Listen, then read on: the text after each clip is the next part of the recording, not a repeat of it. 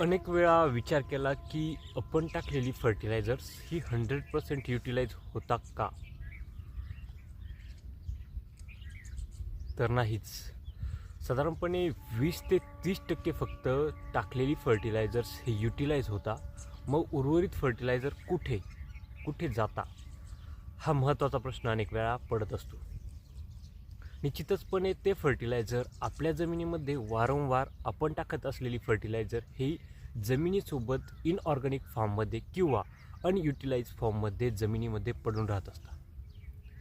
जर व्यवस्थितरित्या जर कुठल्याही प्रकारच्या क्रॉपची जर फिजिओलॉजी जर बघितली आपण, तर तिथं असं लक्षात येईल की बरेचसे क्रॉप हे ॲसिडिकस फर्टिलायझर यूज किंवा युटिलाइज करत असतात.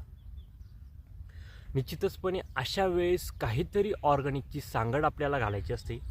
त्यामुळे आजपासूनच आपलं कुठलंही क्रॉप असो, कांदा असो, मिरची असो, टोमॅटो असो, वांगी असो, द्राक्ष शेती असो, डाळिंब शेती असो, अशा कुठल्याही पिकाच्या क्रॉपसाठी किंवा कुठल्याही प्रकारच्या पिकासाठी ही थेरी नक्की वापरा. साधारणपणे 1 एकर क्षेत्रासाठी तुम्हाला 200 लिटरचा बॅरल घ्यायचा आहे. त्या 200 लिटरच्या बॅरलमध्ये तुम्हाला साधारणपणे सरकी पेंट 10 किलो, त्यामध्ये शेण 20 किलो, त्यामध्ये तुम्हाला ताक घ्यायचं आहे 5 लिटर व गूळ घ्यायचा आहे 2 किलो.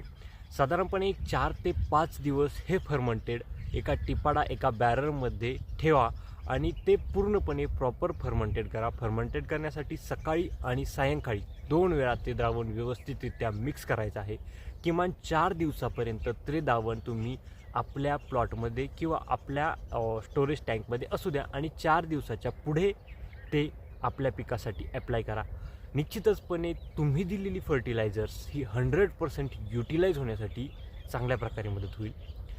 एकदा हा प्रयोग आपल्या शेतीत नक्की करा. तुम्ही टाकत असलेली फर्टिलायझर ही हाफ म्हणजे अर्धे टाकले तरी तुम्हाला आहे तोच रिझल्ट येईल. धन्यवाद.